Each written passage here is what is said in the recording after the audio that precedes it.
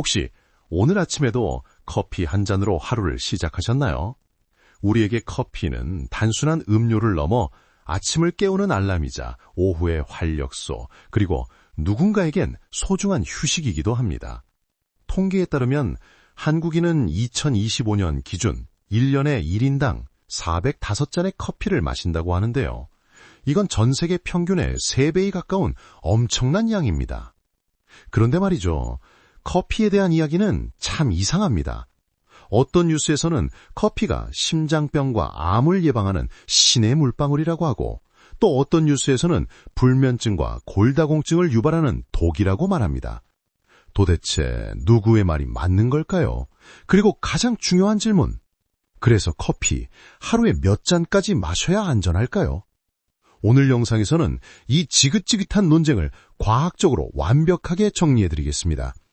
정부가 정한 공식적인 가이드라인부터 커피가 우리 몸에 미치는 놀라운 긍정적, 부정적 영향, 그리고 왜 누구는 커피를 물처럼 마셔도 괜찮고 누구는 한 잔만 마셔도 심장이 뛰는지 그 근본적인 이유까지 영상을 끝까지 보시면 나에게 딱 맞는 커피 처방전을 스스로 내리실 수 있게 될 겁니다. 자, 그럼 먼저 가장 공식적인 정답부터 알아보죠. 대한민국 식품의약품안전처에서는 건강한 성인을 기준으로 하루 최대 카페인 섭취량을 400mg으로 권고하고 있습니다. 임산부의 경우는 300mg 이하, 어린이나 청소년은 체중 1kg당 2.5mg으로 더 엄격하게 제한하고요. 400mg이라고 하면 감이 잘 안 오실 텐데요. 우리가 가장 흔하게 마시는 커피 전문점의 아메리카노 한 잔 톨 사이즈 기준으로 보통 120mg에서 150mg의 카페인이 들어있습니다. 그러니까 하루에 2잔 반에서 3잔 정도가 최대치인 셈이죠. 하지만 여기서 중요한 점, 카페인은 커피에만 들어있는 게 아닙니다. 녹차나 홍차, 에너지 드링크, 심지어 초콜릿이나 두통약에도 들어있죠. 따라서 내가 오늘 다른 음식을 통해 카페인을 얼마나 섭취했는지 고려해서 커피 양을 조절하는 지혜가 필요합니다. 이것이 바로 국가가 제시하는 1차적인 가이드라인입니다. 그렇다면 이 권장량만 잘 지키면 커피는 우리에게 어떤 이로운 점을 줄까요? 커피가 약이 되는 순간들입니다. 첫째, 뇌 기능 활성화입니다. 카페인은 우리 뇌의 피로 물질은 아데노신의 작용을 막아서 졸음을 쫓고 집중력, 기억력, 반응 속도를 높여줍니다.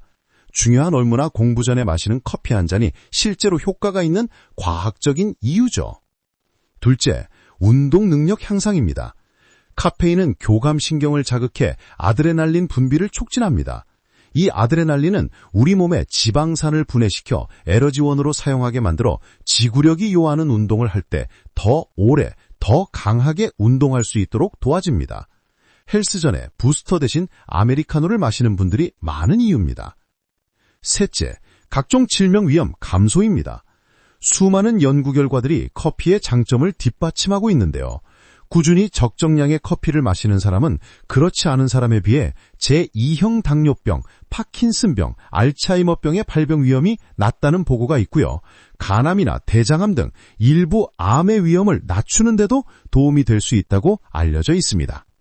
하지만 동전의 양면처럼 이 권장량을 넘어서거나 내 몸과 맞지 않게 마셨을 때 커피는 무서운 독으로 변합니다.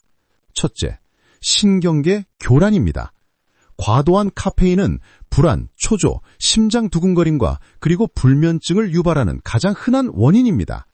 특히 수면을 방해하는 효과는 최대 12시간까지 지속될 수 있어서 오후 늦게 마시는 커피는 양질의 수면을 완전히 망가뜨릴 수 있습니다. 둘째, 소화기계 부담입니다. 카페인은 위산 분비를 촉진합니다. 그래서 빈속에 커피를 마시면 속이 쓰린 경험 다들 있으실 겁니다. 이런 습관이 반복되면 위염, 위결성염은 물론 역류성 식도염까지 높아지는 위험이 있죠. 셋째, 뼈 건강 악화입니다. 카페인은 우리 몸의 칼슘 흡수를 방해하고 소변을 통해 칼슘이 빠져나가도록 만듭니다. 장기적으로 과도한 커피 섭취는 골밀도를 감소시켜 골다공증의 원인이 될 수 있습니다. 특히 갱년기 여성분들이라면 커피 섭취량에 더욱 신경 쓰셔야 합니다. 자, 그럼 여기서 가장 중요한 질문이 나옵니다. 왜 내 친구는 하루 5잔을 마셔도 멀쩡한데 나는 반잔만 마셔도 심장이 뛰고 잠을 못 잘까? 그 해답은 바로 우리 몸속 유전자에 있습니다. 우리 간에는 CYP1A2라는 아주 특별한 효소가 있습니다. 이 효소가 바로 우리 몸에 들어온 카페인의 95% 이상을 분해하는 역할을 하죠. 그런데 이 효소를 만드는 유전자의 형태에 따라 어떤 사람은 카페인을 아주 빠르게 분해하는 빠른 대사자, 사람은 아주 느리게 분해하는 느린 대사자, 빠른 대사자. 커피를 마셔도 카페인이 몸 밖으로 금방 빠져나가기 때문에 커피의 긍정적 효과를 누릴 가능성이 높지만 느린 대사자, 카페인이 몸속에 훨씬 오래 머물면서 심장 두근거림, 불안, 불면증 같은 부작용을 겪을 확률이 훨씬 높습니다. 심지어 같은 양의 커피를 마셔도 심장질환의 위험이 더 높다는 연구 결과도 있죠. 안타깝게도 통계적으로 한국인 중 상당수가 바로 이 느린 대사자에 속한다고 알려져 있습니다. 유전자 검사를 해보지 않는 이상 내가 어떤 타입인지 100% 알 수는 없습니다. 하지만 내 몸이 보내는 신호를 통해서 충분히 짐작할 수 있습니다. 지금부터 저와 함께 셀프 체크를 해보죠.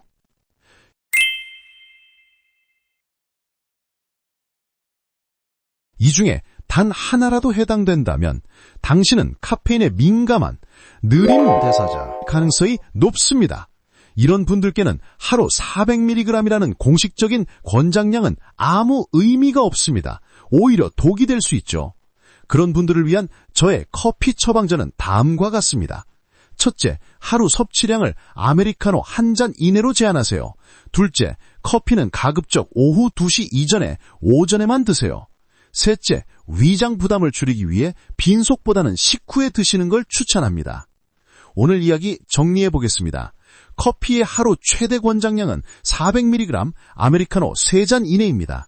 하지만 이것은 평균적인 기준일 뿐이지 카페인을 분해하는 유전적 능력에 따라 그 효과와 부작용은 사람마다 하늘과 땅 차이일 수 있습니다. 결국 커피에 대한 정답은 다른 사람이나 뉴스에 있는 것이 아니라 바로 내 몸 안에 있습니다.